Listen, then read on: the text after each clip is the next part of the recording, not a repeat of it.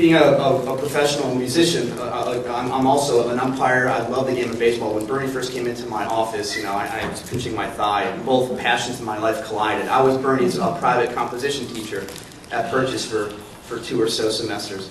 You know, we started having these conversations, and I knew both professional musicians and athletes have to have that intense, you know, discipline to practice, batting practice, practicing your scales.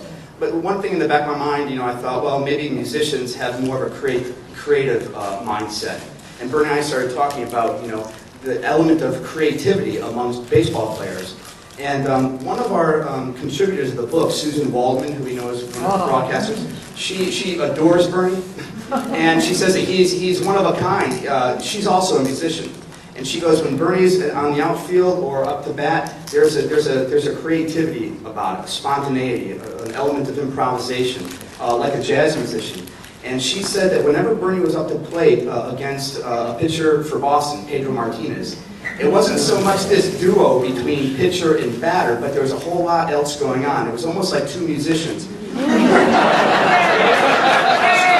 She actually referred to it as a paso dobles, which is a Spanish dance, like the bullfighter, almost like a chess match, or maybe two saxophonists up on stage trying to outdo one another. So would you guys be interested in having Bernie talk to you about why it was special against him and Pedro, which again, it like transcends just the sport of baseball? Well, yeah, I mean, Pedro, you know, in my opinion, it's obviously the worst, you know, is... Just rephrase that. He was the toughest pitcher that I've ever faced. I mean, and I faced a lot of pitchers, a lot of good pitchers in a 16-year career. But he was, you know, just the fact that he was just 170 pounds wet, you know, it's a 5'9", 5'10", and you know, but when he got into that mound, he was just like he was like a chess, you know, like a chess player. He knew how to pitch. He knew that he had, even though. You know, later in his career, when he didn't have the arm strength, you know, that was, you know, evident, you know, early in his career, he became a better pitcher because he knew his arsenal, he knew the game, he knew how to attack the weaknesses of the hitters. He never pitched anybody the same way twice. You know, during the course of the at bat, he will get you out with a fastball inside.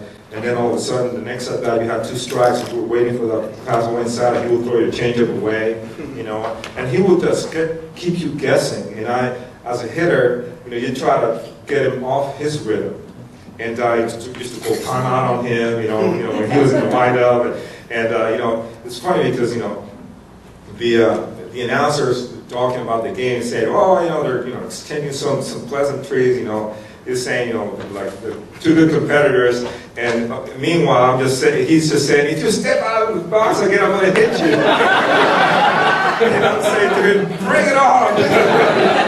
So he got this thing going, you know, in the batter's box, you know, he would strike me out a couple of times. I would try to hit the ball hard off of him, you know, I hit a couple of home runs. I don't know what the record is with me and him, but I remember great battles, you know. I knew that I had to be at the top of my game to face him every time, and that's what made him great. You know, you couldn't slack off. You know, you couldn't just, you know, say, okay, maybe I'm just going to waste this at bat. If you were thinking that way, you were going to be, you know, put to rest. So to me, it was more than the physical. You can't hit and think at the same time. And that's true. That's true. You cannot hit and think at the same time. You see the ball and hit it.